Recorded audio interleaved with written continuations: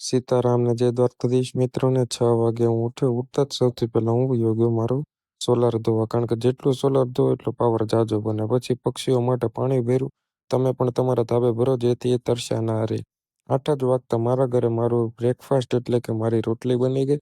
અથાણું લઈને હું બેસી ગયો. પછી બેઠો પૂજા કરવા માટે. પછી આદિનારાયણ દેવને જળ ચડાવવા માટે જળ ભરતો હતો. લોટામાં જળ ભરી આદિનારાયણ દેવને પગે લાગીને જળ ચડાવ્યું. મમ્મી પાસે માથામાં તેલ નખાવ્યું. પછી 10 જ વાગતા હું બેસી ગયો ચોપડી લઈને થોડી વાર વાંચવા માટે. પછી થોડી વાર એડિટિંગ કર્યું. એડિટિંગ કરી 11 વાગે મને મારા મમ્મીએ કામ સોંપી દીધું કે આજે દાણા હતા એ બાટલામાં ભરવાના હતા. બહુ મહેનતથી ભર્યા, કારણ કે નાનું મોઢું હતું ને દાણા મોટા હતા. માંડ માંડ ભરાણું.